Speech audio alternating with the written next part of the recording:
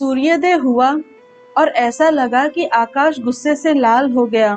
इतने तड़के शायद ज्यादातर लोग बिस्तर से उठते भी नहीं होंगे, लेकिन उस दिन दो विशाल सेनाएं युद्ध के लिए तैयार थी। तुर्क सेनाओं के असफल हमले के 2 दिन बीत गए थे। सुहेल देव को यह सूचना मिली थी कि तुर्कों की योजना थी, वे भारतीय सेना के हमले को बाधित करने के लिए अपनी सेना के सामने गायों को रखेंगे, ताकि विपक्षी सेना के हिंदू सैनिक एहतियात बरतेंगे कि कहीं वे अपने पूजनीय पशु को चोट न पहुंचा दें।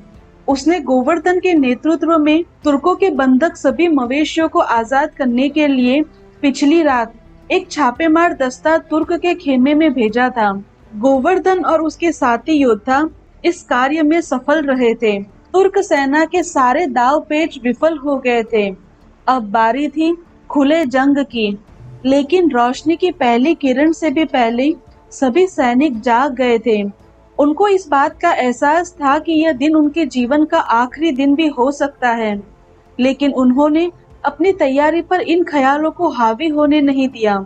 अनुभवी सैनिकों ने जो भी खाना मिला उसे जल्दी जल्दी मुंह में ठूस लिया। अपने अनुभव से वे जानते थे कि दिन लंबा और थकाने वाला होगा, इसीलिए उन्हें अपने शरीर में ऊर्जा को संचित करके रखना होगा, विशेषकर तब जब दिन चढ़ेगा और गर्मी अपना प्रचंड रूप दिखाएगी। कई युवा सैनिक रोमांचित थे या घबराए हुए थे, या दोनों, कि उनकी भूख भी मरी हुई थी।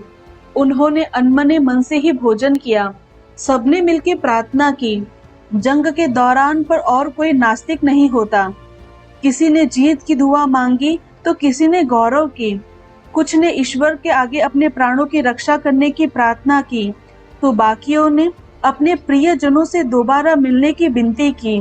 फिर आदेशों का ऐलान हुआ। सैनिक तुरंत अपनी अपनी जगह पर तैनात हो गए। तीरंदाजों ने बाजुओं खोलने के लिए कमान आजमाया। बाकी के दस्ते ने गर्दन, पीठ, कंधों की वर्जिश की। इस बड़े मैदान में हल्की हवा चलने लगी, जो चेहरों को सहला रही थी और झंडों को तान रही थी। असहनीय गर्मी को थोड़ा कम कर रही थी। तभी शाही खेमे से बख्तरबंद सुहेल देव बाहर आया, हथियारों से लैस, साहस से भरपूर, युद्ध के लिए तैयार। तौशानी, गोवर्धन, अब्दुल और संगमणि उनका इंतजार कर रहे थे, अपने अपने घोड़ों पर सवार। सुहेल देव मुस्कुराया और उसने अपना सिर हिला दिया।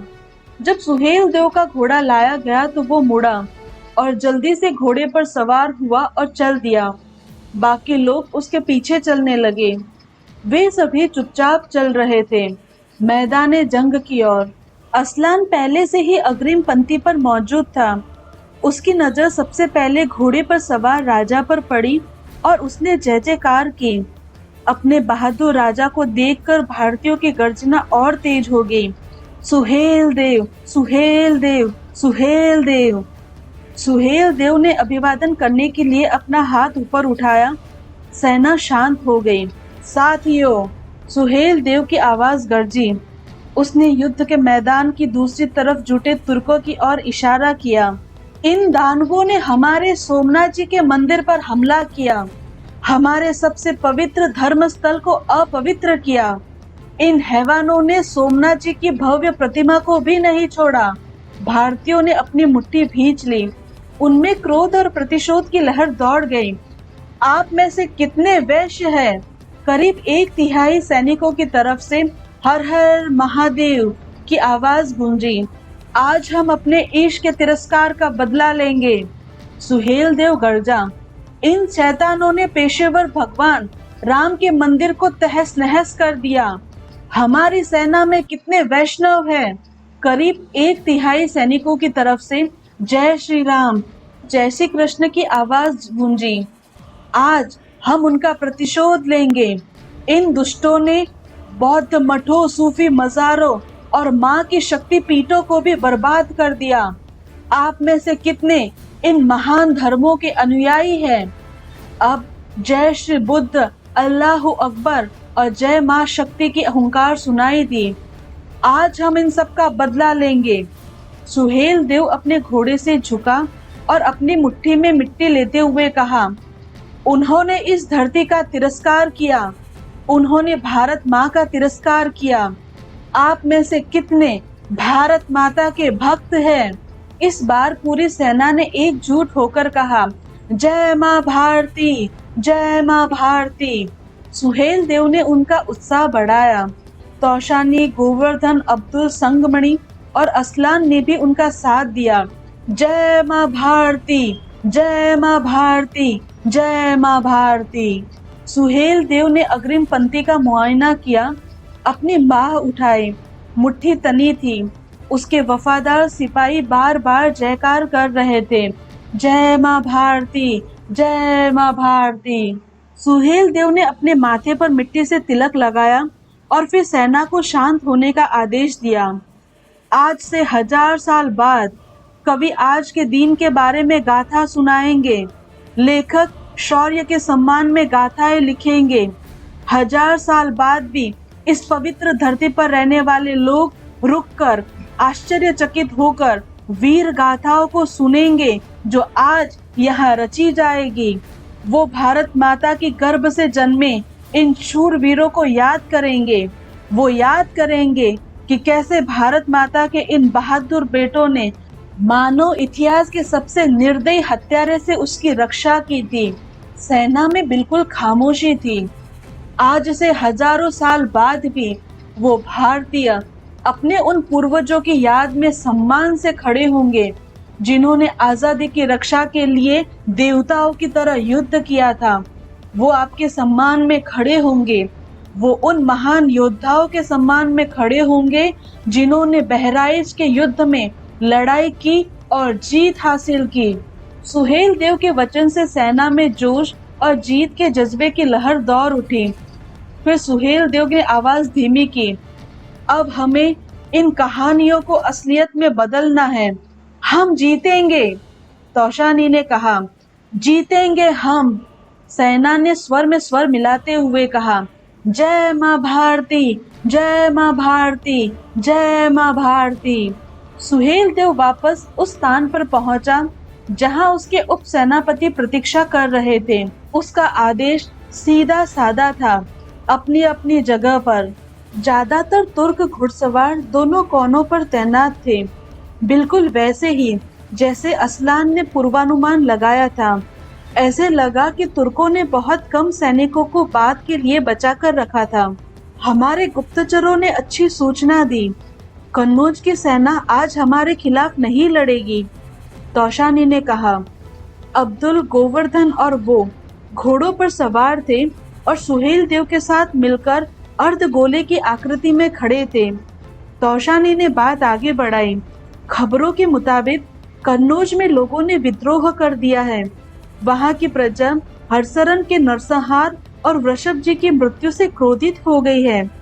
लोगों के गुस्से को शांत करने के लिए अजीतपाल को वापस लौटना पड़ा, नहीं तो मकसूद को रसद की आपूर्ति पर खतरा हो सकता था। सुहेल देव ने गंभीरता से सिर हिलाते हुए कहा, हम इसके बारे में बाद में विचार करेंगे, लेकिन मनोरगढ़ की सेना यहाँ मौजूद है। सुना है कि राजा जयचंद मकसूद के साथ सेना की अगुवाई कर रहा है। तौशानी ने कहा, हमने गुरिल्ला युद्ध में उनकी फौज को पहले ही कई बार पस्त किया है। गोवर्धन ने अपने दूर के रिश्तेदारों की चुटकी लेते हुए कहा, वो पहली बार हमारे सामने अपना साहस जुटा पाए हैं। सुहेल देव ने अब्दुल और गोवर्धन की तरफ देखा। तुम्हें पता है कि तुम लोगों को क्या करना है? अब्दुल ने सुहेल देव को गले लगाते हुए कहा, हाँ, अल्लाह हमारा साथ दे महाराज। फिर उसने तौशानी और गोवर्धन की तरफ देखा और जंग के लिए निकल पड़ा। गोवर्धन ने भी सुहेल देव को गले लगाया। श्री राम हमें जीत की राह दिखाए। फिर उसने तौशानी की ओर देखा और उसके हाथों को थाम कर कहा, हे वीरांगना, इन दरिंदों को नरक पहुंचा देना।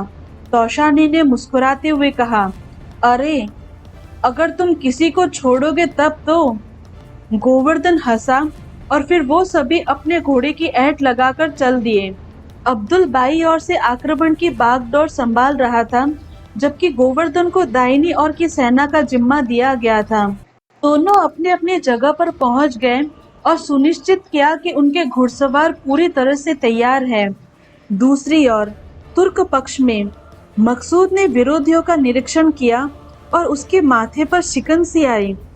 अब्दुल और गोवर्धन की टुकड़ियों में ज्यादातर पैदल सैनिक और तीरंदाज थे और सहयोग के लिए थोड़े ही घुड़सवार थे। सुहेल देव के घुड़सवारों का ज्यादातर हिस्सा बीच में तैनात था। मकसूद ने हैरत भरी आवाज में कहा, ऐसा लग रहा है कि सुहेल देव उनकी दोनों टुकड़ियों के नेस्तानबूद करने के लिए मुझे न्योता दे रहा है। आखिरकार वो सोच क्या रहा है? उस मूर्ख के पास युद्ध का कोई अनुभव नहीं है। जंगल में कुछ भिड़ंतों के बल पर वो अपने आप को महान सेनापति मानने लगा है। मनोहरगढ़ के राजा जयचंद ने मजाक उड़ाते हुए कहा। पर फिर भी अनुभवी सेनापति की तरह मकसूद अपने विरोधियों को कभी कम नहीं आंकता था। उसके सामने एक योद्धा था जिसने कई बार अपने आप को रणनीति में माहिर साबित किया था, लेकिन अभी उसे सुहेल देव की योजना समझ नहीं आ रही थी। इस पहेली को सुलझाने का एक ही तरीका है, मकसूद ने अपने आप से कहा। फिर उसने अपनी अग्रिम पंक्ति की ओर मुड़ते हुए कहा, घुड़सवारों को दोनों छोर से पूरी ताकत से आक्रमण करने का आदेश दो। इन काफिरों को कुचल दो और उन्हें घेर लो। बिजुल बजा दिए गए, झंडे लहरा दिए गए और आदेश गूंज उठे। कुछ मिनट बाद धरती कांप उठी जब तुर्कों की घुड़सवार सेना हरकत में आई। जब वो तुलनात्मक रूप से कमजोर अपने दुश्मनों पर हमला करने के लिए आगे बढ़े तो ऐसा लगा कि नरसंहार होके रहेगा। अपने आदमियों की तरफ कूच करते हुए तुर्क घुड़सवारों को देखकर अब्दुल मन ही मन मुस्कुराया। उसने थोड़ी देर के लिए अपनी आंखें बंद कर ली और अपने आप से दबे जबान में कहा, अल्लाह अकबर। फिर अपनी आंखें खोली और उल्टी गिनती शुरू कर दी। अचानक तुर्क फौज का एक घोड़ा दर्द से हिनहिनाता हुआ और जमीन पर ढेर हो गया। फिर दूसरे के साथ भी कुछ वैसा ही हुआ, पर गिरने के बजाय वो एक और घोड़े से टकराया। उन घोड़ों के टकराने की आवाज इतनी जोरदार थी कि बाकी घोड़ों की टाप और युद्ध की हुंकार के बीच में सुनाई दी। दोनों घोड़े और उसके सवार टूटी बाहें और कुचली हड्डियों के ढेर में बदल गए। तो तुर्कों के सामने तो फिर घोड़े एक एक करके दम तोड़ने लगे। आतंकित होकर मकसूद अपने एक अफसर की तरफ मुड़ा। जाओ, जाकर देखो कि आखिर हो क्या रहा है। यह रहस्यमय घटना नतीजा थी सुहेल देव के उस आदेश का जिसे पिछली रात ही अंजाम दिया गया था। उसके सैनिकों ने जंग के मैदान पर खास 4 नुकीले कोने वाली सितार जैसे आकार वाली कीलें बिछा दी थी। ये कीलें सुहेल देव के राज्य में लोहे के औजार बनाने वाले कारीगरों ने बनाई थी। इसकी रचना इस तरह की थी कि सितारे का एक नुकीला सिरा हमेशा जमीन से उठा हुआ होगा। यह जाल आसान पर असरदार था और तुर्क फौज इसमें फंस गई थी। सुहेल देव का यह जाल ज्यादा दूर तक नहीं फैला हुआ था। शुरुआती घुड़सवारों पर हुए इसके असर ने पूरी घुड़सवार फौज का रास्ता ही रोक दिया था। उन्हें अपने घोड़े को ऐन वक्त पर रास्ता से हटाने पड़े, लेकिन जो घुड़सवार ऐसा नहीं कर पाए वे गिरते हुए घोड़ों के साथ टकराते हुए गिरते चले गए। उनमें से कुछ घोड़े अपने पैरों पर खड़े होने के लिए जूझ रहे थे और दर्द से हिनहिना रहे थे। जब दोनों तरफ से तुर्कों का हमला रुक सा गया, सुहेल देव ने अपने दाएं हाथ को पहले उठाया और फिर नीचे किया। कुछ पल बाद सैकड़ों तीर हवा में उड़ने की आवाज सुनाई दी जो दुश्मन घुड़सवारों पर बरस रहे थे। तुरंत ही फिर तीरों की दूसरी बारिश हुई, फिर एक और, फिर वो बारिश होती रही। धारदार तीर घोड़े पर सवार तुर्क सैनिकों के चमड़े के कवच को छेद कर रहे थे। केवल अफसरों के पास धातु के कवच थे जो इन तीरों को रोक सकते थे। आतंकित जानवरों और आदमियों की चीख पुकार फिर से गूंज उठी जब उन पर निर्ममता से मौत और तबाही बरसने लगी। अपने सैनिकों के टुकड़े टुकड़े होते देख मकसूद बौखला गया।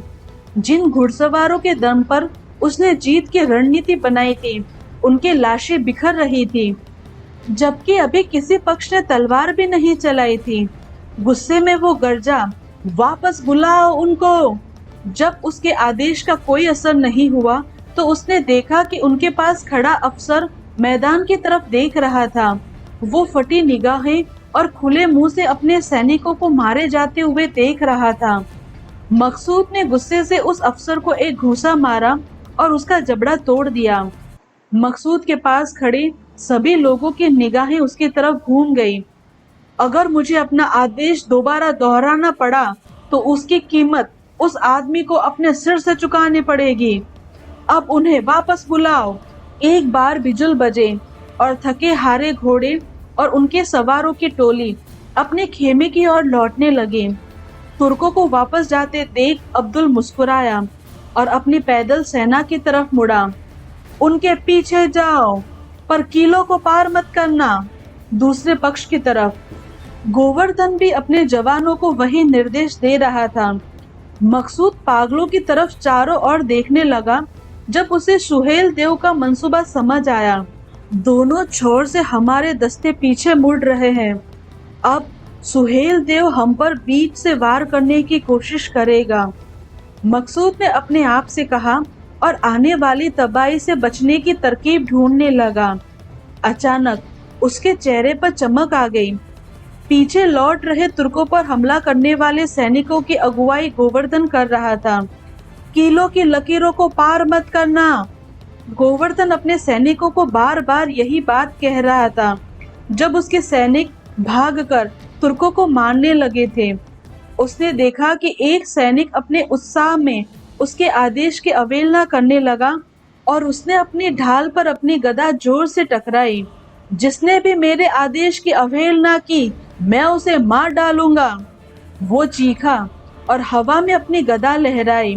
सैनिक रुक गए और उसमें से कुछ असंतोष के साथ तुर्कों को भागते देखने लगे। पीछे से किसी के खांसने की आवाज आई। गोवर्धन मुड़ा और पाया कि एक युवा अफसर भौचक्का होकर उसकी तरफ देख रहा था। क्या है? गुस्से में पूछा। युवा सैनिक ने संदेह भरी आवाज में पूछा, सरदार, मुझे माफ करें, लेकिन दुश्मन इस वक्त मैदान छोड़कर भाग रहे हैं। हम उन्हें खत्म क्यों नहीं कर देते?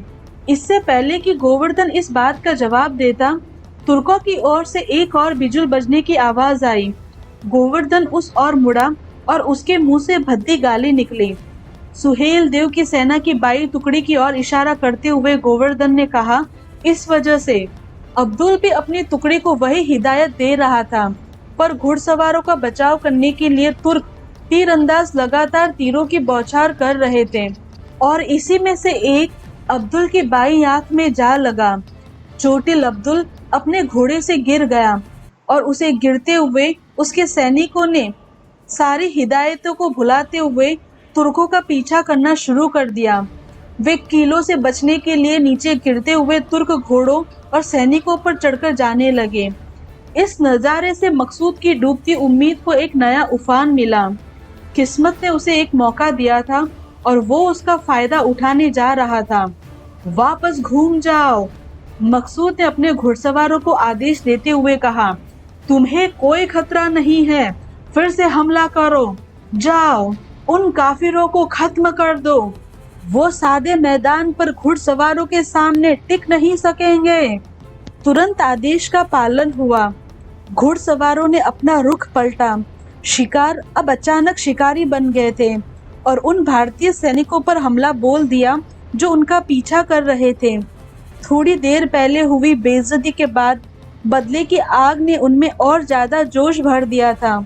उनके घुड़सवारों को अब किसी कील का डर नहीं था और अपने सैनिकों की मौजूदगी में सुहेल देव के तीरंदाज भी बेअसर थे, क्योंकि उनके तीरों का निशाना अपने ही सैनिक बन रहे थे।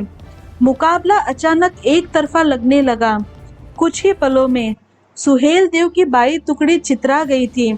जब वो सैनिक पीछे लौटने की कोशिश कर रहे थे, उनमें से कई के टुकड़े टुकड़े कर डाले थे। सुहेल देव इस नाटकीय पलटवार को देखकर चिंतित हो गया। इससे पहले कि ये टुकड़ी पूरी खत्म हो जाए, हमें उस छोर को मजबूत करना होगा। तौशानी और उसके सैनिक सबसे नजदीक थे। उनके अपने जवानों को कूच करने का संकेत दिया और उसकी अगुवाई करने के लिए चल पड़ी। बाएं पक्ष को मजबूत करने के लिए टुकड़ियां पीछे से आने लगी। मकसूद ने रकाब पर खड़े होकर पूरे मैदान का मुआयना किया। हालात पहले से बेहतर है।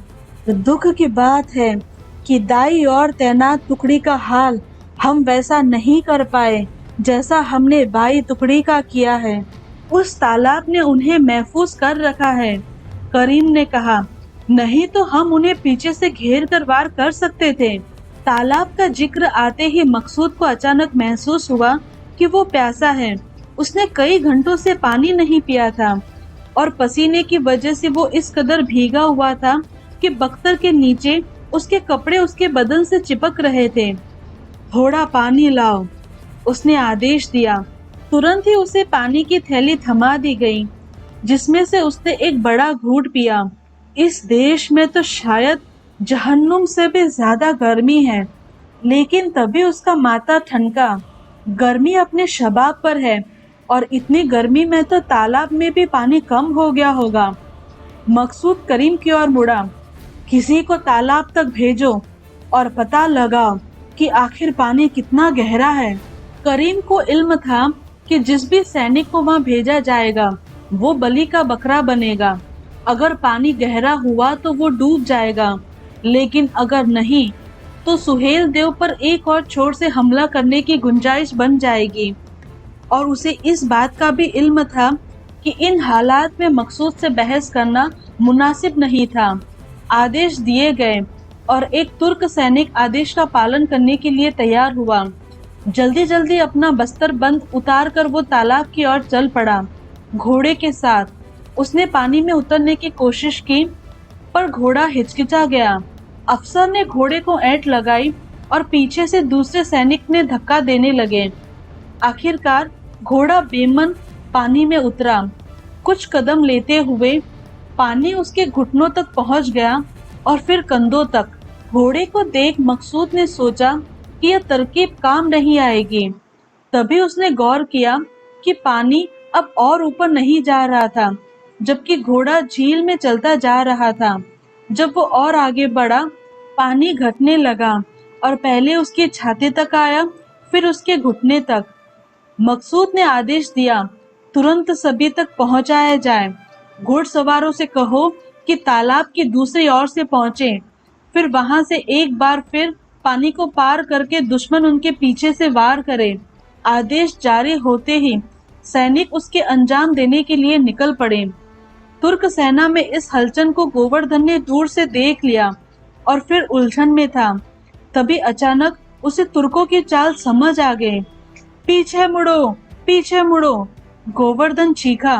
उन्हें पीछे से हमला करने का मौका नहीं देना है। इस बार जब वो झील पार करे तो हमारी पीठ की जगह उन्हें हमारी तलवार दिखनी चाहिए। भारतीय सैनिक अपने सेनापति के आदेश अनुसार अपने अपनी जगह लेने लगे। तीरंदाज भी यह पक्का करने लगे कि जब तुर्क सैनिक उनके दायरे में आ जाएंगे तो उनका स्वागत वो तीरों की बारिश से करेंगे। सुहेल देव को गोवर्धन की चाल देखकर संतुष्टि हुई। गोवर्धन ने ठीक वैसा ही किया था जैसा इन हालात में सुहेल देव स्वयं करता। फिर उसने अपना ध्यान सामने लगा लिया। सुहेल देव को छकाकर हमला करने की कोशिश में अपनी बाई घुड़सवार टुकड़ी को झील के पार करने का आदेश देकर मकसूद ने बीच वाली बाई टुकड़ी में काफी जगह खुली कर दी थी। इस खुली जगह को भरने का मतलब था अपने सैनिकों की स्थिति को कमजोर करना। अभी तक सुहेल देव अपने ज्यादातर घुड़सवारों को युद्ध में उतारा नहीं था। अभी खाली जगह देखकर उसे न्योता सा मिल रहा था। मैं उस इलाके में हमला करूंगा और फिर सीधा मकसूद सेना के बीच तक पहुंच सकता हूं। उसने चारों तरफ देखा और पाया कि अग्रिम पंक्ति में असलान और उसके सैनिक धैर्यपूर्वक प्रतीक्षा कर रहे हैं। असलान को लगा कि सुहेल देव की निगाहें उस पर है और उसने उसी तरफ सवालिया नजरों से देखा। सुहेल देव ने उसे अपने पास बुलाने का इशारा किया। क्या तुम्हें वो दिख रहा है जो मैं देख पा रहा हूँ? सुहेल देव ने पूछा जब असलान पास आ गया। असलान ने हामी भरते हुए सिर हिलाया, लेकिन कुछ कहा नहीं। यही समय है, सुहेल देव ने असलान से कहा। दुश्मन के बीचों बीच हमले की अगुवाई करो। असलान ने अपना सिर झुकाया और अपने हाथ से अपने सीने को छुआ। यह सम्मान की बात होगी। फिर वो तुरंत अपनी छोटी टुकड़ी के पास पहुंचा। जैसे ही उसके सैनिकों को आदेश मिला, उनकी तरफ से उत्तेजना भरी गर्जना हुई और करीब करीब तुरंत ही आक्रमण शुरू हो गया। असलान का दस्ता दुश्मन की तरफ तेजी से दौड़ पड़ा। सुहेल देव की मध्य घुड़सवार सेना थोड़ी दूरी बनाकर उनके पीछे थी। वे आ रहे हैं, करीम ने कहा जब विपक्षी घुड़सवार सेना उनकी तरफ आ रही थी। मकसूद ने गंभीरता से सिर हिलाया। वो अच्छी तरह जानता था कि अगले कुछ मिनट इस युद्ध का नतीजा तय करेंगे। इस पार या उस पार, केंद्र में हर कीमत पर बने रहना। वो पूरी ताकत से चिल्लाया, ना पीछे हटना है, ना हथियार डालने हैं, ना कैदी बनना है। आदेश उसकी सेना में ऊपर से नीचे हर सैनिक तक पहुंचा दिए गए थे। तुर्क भारतीय केंद्रीय टुकड़े के उन पर हमला करने का इंतजार करने लगे। अध्याय 31। तौशानी ने क्रूरता पूर्वक अपनी तलवार लहराई और उस गजनवी सैनिक की गर्दन काट डाली जो जमीन पर गिरे एक भारतीय पर हमला करने ही वाला था। उस सिपाही का सिर कटा शरीर औंधे पड़े व्यक्ति के ऊपर जा गिरा। फिर एक सिरहन के साथ उसने उसे धक्का दिया और फौरन अपने पैरों पर खड़ा हो गया। वो कृतज्ञता से मुस्कुराया। उस व्यक्ति का चेहरा रक्त में डूबा हुआ था, किंतु पहचाना जा रहा था। तौशानी ने नजरें तिरछी की और उसे समझ में आ गया कि यह संगमणि था। क्या हुआ? उसने पूछा। अब्दुल कहाँ है? संगमणि ने इनकार में सिर हिलाते हुए कहा, मैंने उसे एक तीर लगते हुए देखा। ये बड़ा दुर्भाग्यपूर्ण है। मुझे नहीं मालूम कि उसका क्या हुआ। ओह, यहाँ पूरी अव्यवस्था है, तौशानी ने सोचा, लेकिन मैं शायद अभी भी स्थिति को संभाल सकती हूँ। उसने चारों तरफ देखकर स्थिति को समझा, फिर जोर से चिल्लाकर बोली, पीछे हटो, एक जगह जमा हो जाओ, पीछे हटो। उसके संदेशवाहक सैनिक आदेश पहुंचाने के लिए दौड़ गए। तभी एक कर्कश आवाज सुनाई दी, इतनी जल्दी भी क्या है मेरी जान? एक तुर्क अफसर की आवाज थी जो कई दूसरे घोड़ों के साथ वहां पहुंच गया था। तौशानी शुरुआत में कई अंगरक्षकों के साथ चल रही थी, किंतु उसमें से अनेक या तो मारे गए थे या छितरा रही टुकड़ी को एकत्र करने के प्रयास में पीछे छूट गए थे। तौशानी ने चारों तरफ देखा। वो बुरी तरह घिर चुकी थी। देवी काली, मुझ पर दया करें। उसने अपने चेहरे पर निराशा नहीं आने दी। उसने अपनी तलवार की नोक उस तरफ घुमाई जिस तरफ से उसे अधिकारी की आवाज आई थी। मैं तुझे नर्क के दरवाजे पर पहुंचाने की जल्दी में हूँ कुत्ते। गुस्से से दहाड़ते हुए तुर्क तौशानी की ओर लपका। जैसे ही तौशानी ने उसका वार रोका, तलवार टकराने की आवाज खनखना उठी और तौशानी ने जोर का झटका अपनी कलाई और कंधे पर महसूस किया। वो आदमी दोबारा आक्रमण करने के लिए आ ही रहा था कि संगमणि ने उसे भाले पर हमला किया। उस आदमी ने इस हमले को कैसे तैसे रोक तो लिया, किंतु थोड़ी देर के लिए उसका ध्यान भटक गया। तौशानी ने फुर्ती से अपनी तलवार उसकी गर्दन पर घुमाई। घाव से खून का फव्वारा फूट गया और तौशानी के चेहरा और उसकी आंखों पर सरोबार हो गया। उसने पलकें झपकाई और चेहरे से खून पोंछकर साफ करने का प्रयास करने लगी। अचानक उसे अपनी दाहिनी तरफ से कुछ हरकत दिखाई दी।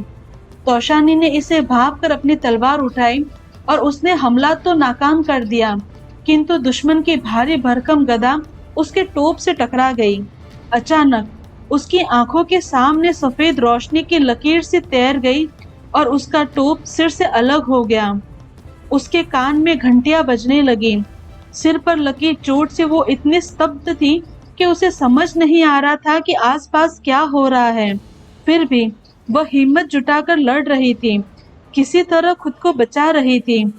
तभी अचानक दूसरा घुड़सवार लपका और उस पर वार कर दिया। तौशानी को अपने चेहरे की दाईं तरफ भयानक दर्द महसूस हुआ। उसका शरीर निढाल हो गया और उसकी आंखों के आगे अंधेरा छा गया। एक तुर्क सैनिक भाला लेकर सुहेल देव की तरफ तेजी से बढ़ा। उसका निशाना राजा की छाती पर था। सुहेल देव ने अपनी तलवार से भाले की नोक की चोट को एक तरफ कर लिया। भाला दूसरी ओर छितर गया। जब घुड़सवार आगे आया तो सुहेल देव ने अपनी तलवार से तुर्क का सिर धड़ से अलग कर दिया। उसका सिर जमीन पर लुढ़क गया, लेकिन उसका धड़ घोड़े पर बाईं ओर लुढ़क गया था और घोड़ा भाग रहा था। हर तरफ खून फैलाते जा रहा था। सुहेल देव के सैनिक तुर्कों पर इस कदर टूट पड़े जैसे हथौड़ों की चोट होती है। तुर्क मध्य पंक्ति में किसी तरह मोर्चा संभाले थे, लेकिन वो नाम भर की थी। किसी भी वक्त वो टूटकर बिखर सकती थी। महादेव आज हमें विजय का आशीर्वाद देंगे। एक और घुड़सवार लपका। सुहेल देव ने अपनी तलवार लहराई, जो तुर्क के चमड़े के बख्तर को चीरकर उसके कंधे में धंस गई। वो आदमी चिल्लाया और उसका घोड़ा भागने लगा। सुहेल देव अपने घोड़े से गिरते गिरते बचा और उसके कंधे में दर्द की एक लहर सी उठी। उसने दुश्मन के शरीर में फंसी अपनी तलवार छोड़ दी और लगाम को कसकर पकड़ लिया। असलान पास ही में लड़ रहा था। उसने देखा कि सुहेल देव निहत्था हो चुका है। वो अब तक अपनी काठी में से दूसरी तलवार नहीं निकाल सका था। असलान ने उसकी ओर घोड़ा दौड़ाया, लेकिन उसकी आंखें फटी की फटी रह गई जब उसने देखा कि करीम सुहेल देव पर हमला करने वाला था। करीम का भाला तैयार था। असलान सुहेल देव को आगाह करने के लिए चिल्लाया, लेकिन उसकी आवाज हमले में डूब गई। सुहेल देव इस खतरे से ऐन वक्त संभल गया। करीम ने अपने भाले में जैसे ही उस पर आक्रमण किया, सुहेल देव ने आखिरी क्षण में अपनी ढाल से बचाव कर लिया। ढाल से टकराकर भाला टूट गया, लेकिन सुहेल देव का भी संतुलन बिगड़ गया। उसके पूरे शरीर में झंझनाहट तैर गई और वो जमीन पर गिरने से पहले हवा में उछला। करीम ने अपना बेकार हो चुका भाला एक और फेंका और अपनी तलवार निकाली। सुहेल देव ने हड़बड़ाते हुए चारों ओर देखा और एक मृत सैनिक के शरीर के पास उसे एक बिरछी दिखी। उसने बिरछी खींची और तलवार से हमला करने को तैयार करीम की ओर उछाल दी। अपनी ओर बिरछी को आते देख करीम ने अपना सिर को दूर किया, लेकिन तब तक काफी देर हो चुकी थी। बिरछी उसकी दाईं आंख को चीरकर सिर के पिछले हिस्से में निकल गई और वो तुरंत मर गया था। करीम का घोड़ा अभी भी दौड़ रहा था और वो सुहेल देव से टकराया और उसे जमीन पर गिरा दिया। उसका सिर जमीन पर इतनी जोर से टकराया कि वो गिरते ही बेहोश हो गया। उसे बेहोश देखकर एक तुर्क अधिकारी उसे खत्म करने ही जा रहा था। ओजगुर नहीं! असलान चिल्लाया। वो ऐन मौके पर पहुंचा और अपनी तलवार से ओजगुर के वार को रोक लिया। ओजगुर ने पहले निढाल पड़े सुहेल देव को देखा, फिर असलान को। वह गजनी का वफादार सैनिक जरूर था, लेकिन उसके दिल में असलान के लिए काफी मोहब्बत और इज्जत थी, जिसे वो अभी भी उसके पुराने नाम सालार मसूद से ही पुकारता था। उसके चेहरे पर दुविधा के भाव साफ झलक रहे थे। ये हमारा दुश्मन है हुजूर, ओजगुर ने गुहार की। ये मेरा मित्र है। अलसान दहाड़ा। पहले मुझे मारना होगा। ओजगुर क्षण भर को सकपकाया। इतना वक्त असलान के शागिर्दों के लिए काफी था कि वो मदद के लिए पहुंच सके।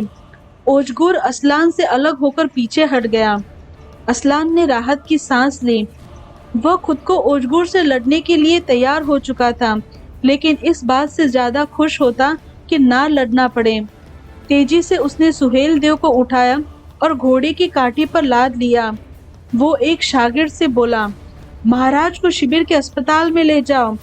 जितने आदमियों की जरूरत हो उतने साथ ले जाओ, लेकिन हर कीमत पर उन्हें सुरक्षित रखना होगा।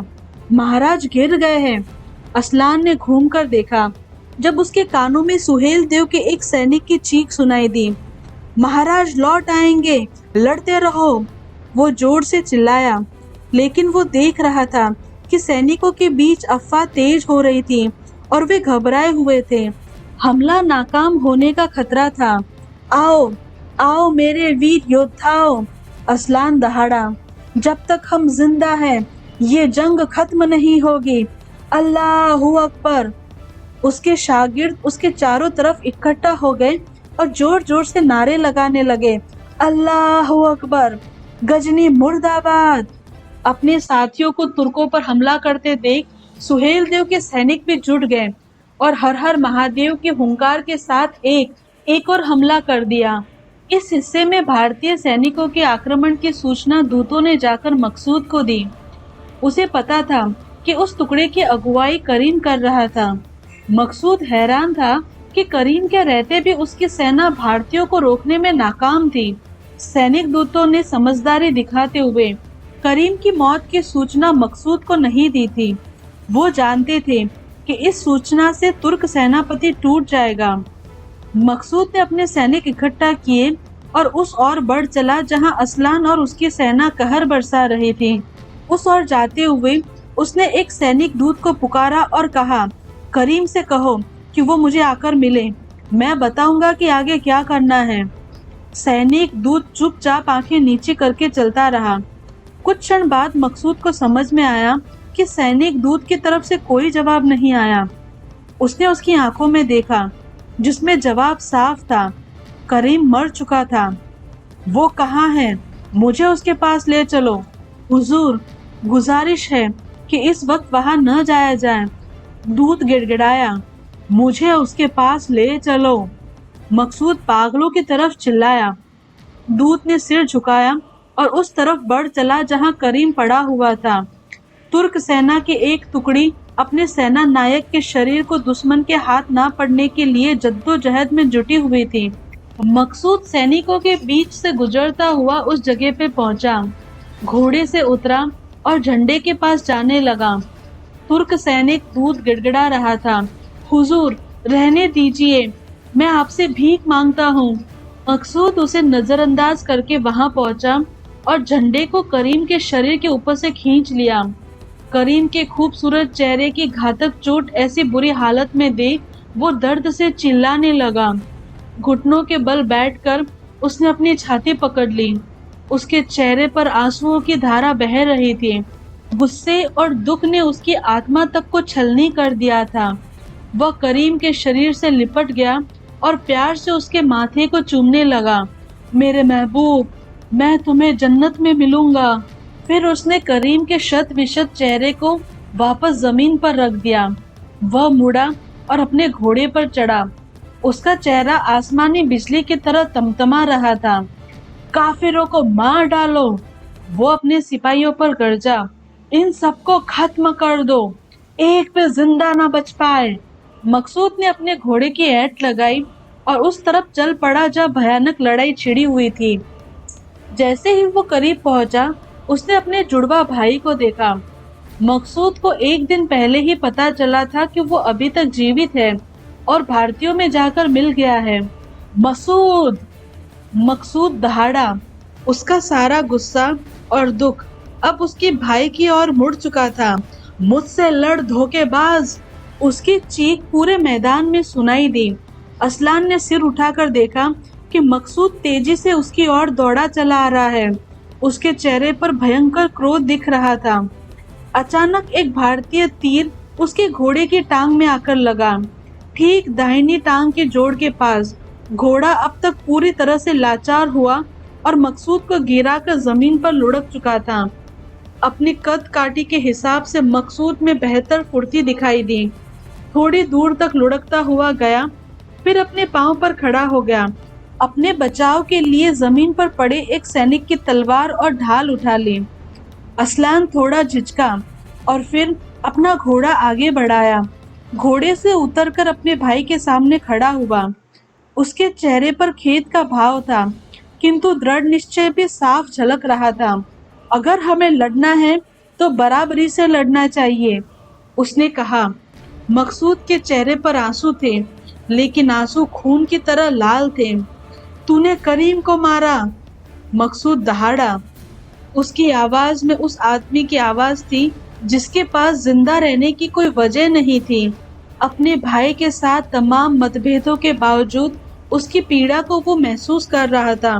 मैंने उसे नहीं मारा और उसके साथ जो हुआ उसका मुझे अफसोस है। वो सच कह रहा था। वो करीम को हमेशा पसंद करता था, क्योंकि करीम हमेशा उसके भाई को अच्छा इंसान बनाने की कोशिश करता था। करीम उसका भी दोस्त था। मकसूद के चेहरे पर नफरत पसर आई। मैं बुत परस्तों और काफिरों के इस जहन्नुम में एक को भी जिंदा नहीं छोड़ूंगा। शुरुआत तुमसे होगी। असलान ने अपने कंधे घुमाए और गर्दन को मोड़ा, अपने जोड़ों के तनाव को कम करने की कोशिश की और फिर लड़ाई के लिए खुद को तैयार किया। अपने पाँव पर हल्के से संतुलन बनाया और तलवार ऊपर उठाई। भीतर ही भीतर उसे मालूम था कि एक दिन उसकी जान अपने भाई से धर्म युद्ध में ही जाएगी। अल्लाहु अकबर! असलान दहाड़ा, फिर जय जयकार लगाया, हर हर महादेव। कुछ पलों तक दोनों भाई सतर्क होकर एक दूसरे को चक्कर में घुमाते रहे। फिर मकसूद ने दहाड़ के साथ आक्रमण किया। मकसूद ने अपनी तलवार असलान के सिर की ओर घुमाई, जिसने उसे अपने ढाल से रोक लिया। असलान ने पलटवार को मकसूद में अपनी ढाल के सहारे नाकाम कर दिया। मकसूद ने फिर से वार किया। असलान ने घूमकर वार बचाया। मकसूद की तलवार का वार खत्म होते ही वह कुछ क्षण के लिए लड़खड़ा गया। असलान ने अपने ढाल से उस पर हमला करके उसे गिरा दिया। मकसूद थोड़ा लड़खड़ाया, लेकिन फिर वो अपने पांव पर तुरंत खड़ा हो गया। अभी भी उसके हाथ में तलवार थी, लेकिन उसकी ढाल अपने हाथ से कहीं छूट गई थी।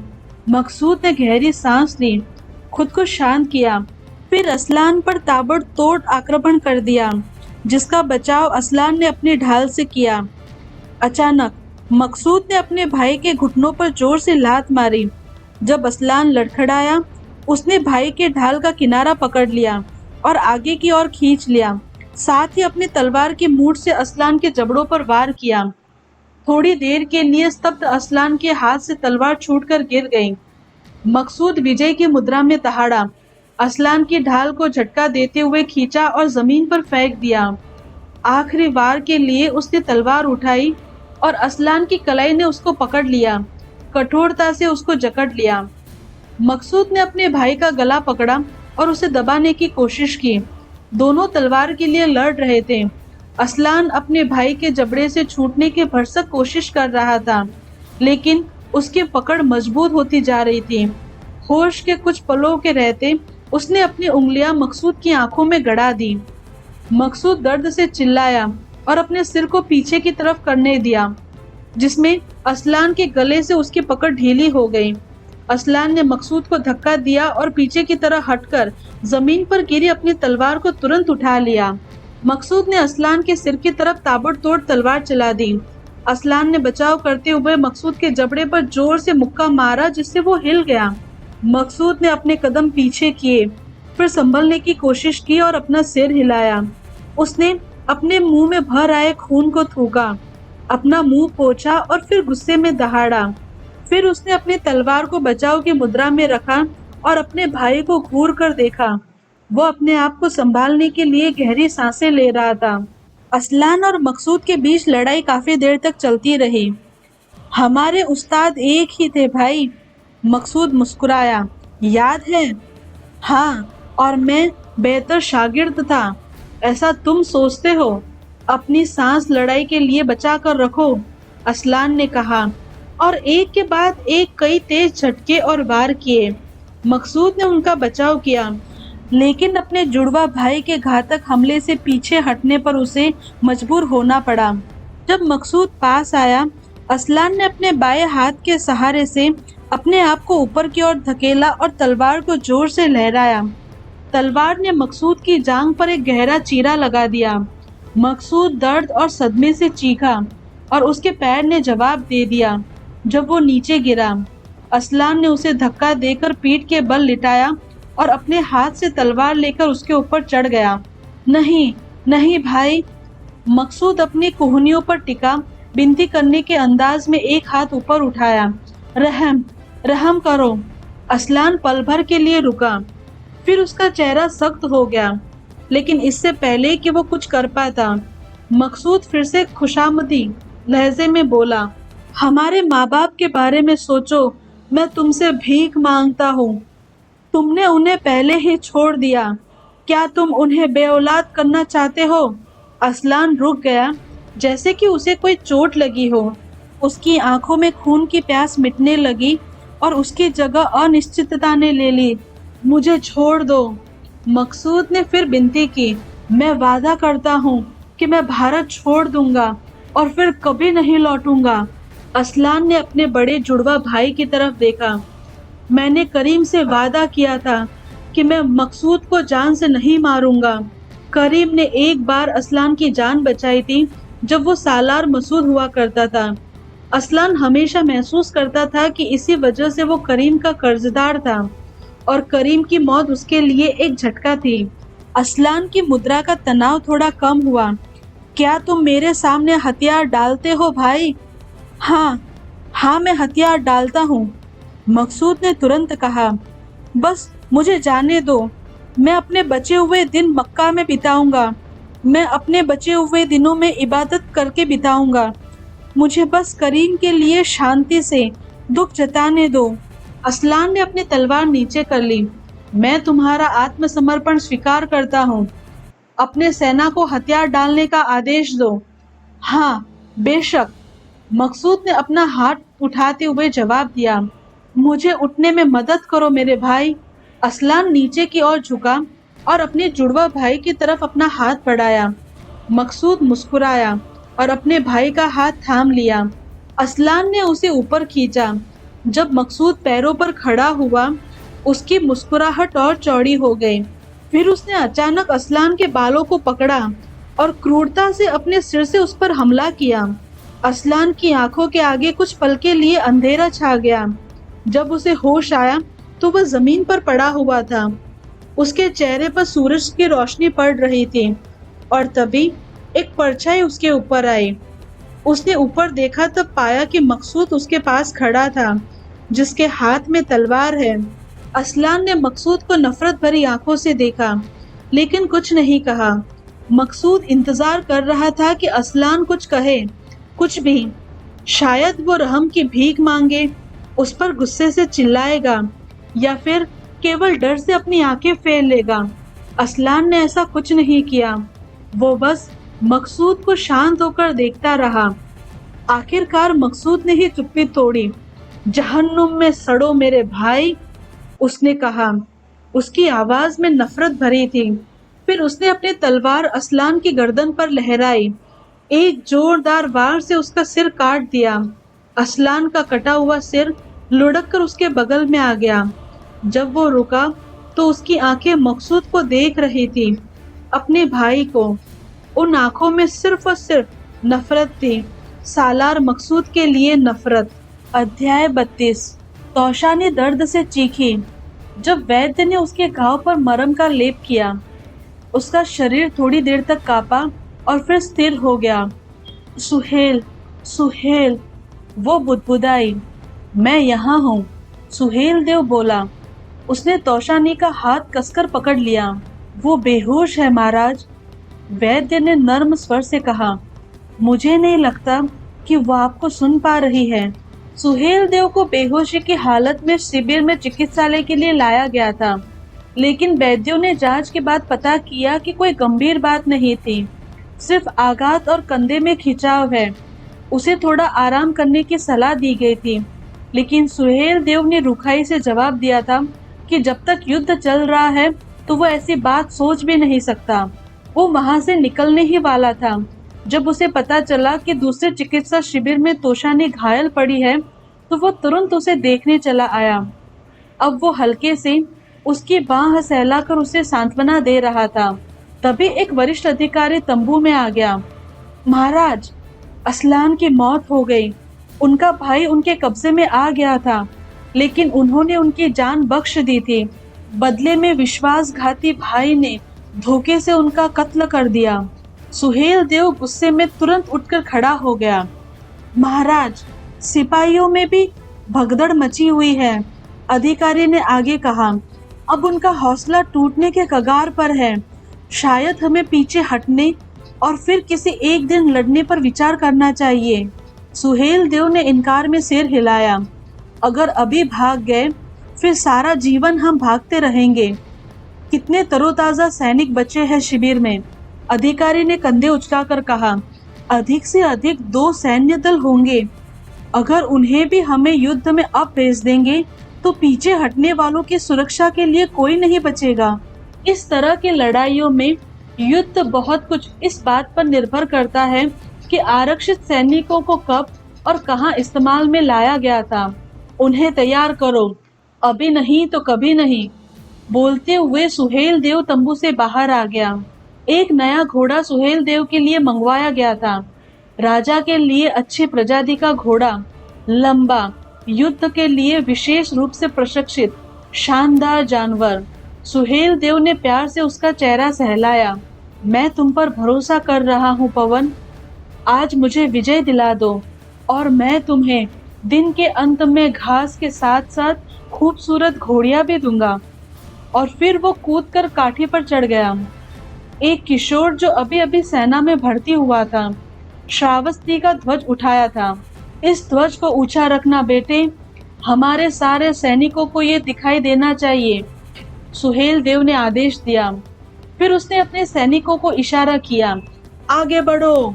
जब सुहेल देव अपने सैनिकों का नेतृत्व करते हुए युद्ध के लिए जा रहा था, उसका सामना भारतीय सैनिकों के एक दल से हुआ जो घबराहट भरे चेहरों के साथ पीछे लौट रहा था। वे सैनिक अपने राजा को देखते ही वहीं ठिठक गए। भगोड़ो, एक अधिकारी घुर्राया। इनका यही वध कर दे महाराज। ठहरो, सुहेल देव बोला। उसने उनमें से एक बुजुर्ग सैनिक को कहा, मैंने तुम्हें आज सुबह देखा था कि तुमने मेरे साथ शपथ ली थी कि अंतिम सांस तक मातृभूमि की रक्षा करेंगे। क्या वे शब्द मात्र थे? क्या तुम्हारे भीतर का आत्मसम्मान मर गया है या फिर मर्यादा? अगर नहीं तो फिर क्यों सैनिक बने थे? हमें क्षमा कर दीजिए महाराज, शर्म में डूबे उस सैनिक ने कहा। वो सुहेल देव से नजरें नहीं मिला पा रहा था। हमें लगा कि आप युद्ध के मैदान को छोड़ चुके हैं। सुहेल देव उठा और काठी पर खड़ा हो गया। वापस युद्ध के मैदान में चलो, तुम सब। इतने जोर से चिल्लाया कि सब सैनिक सुन सके। मैं यही हूँ, ना मैंने तुम्हें कभी छोड़ा है ना कभी छोड़ूंगा। महाराज हमारे साथ है, बुजुर्ग सैनिक जोर से चिल्लाया। आवाज दूसरे सैनिकों ने आगे बढ़ाई और पूरे युद्ध क्षेत्र में फैल गई। सुहेल देव की सेना में फिर से नई ताजगी भर आई। महाराज हमारे साथ है, महाराज सुहेल देव हमारे साथ है। सुहेल देव अपने पीछे आ रहे सैनिकों की ओर बढ़ा और अपनी दोनों बाहें फैला दी, मानो सबको गले लगाना चाहता हो।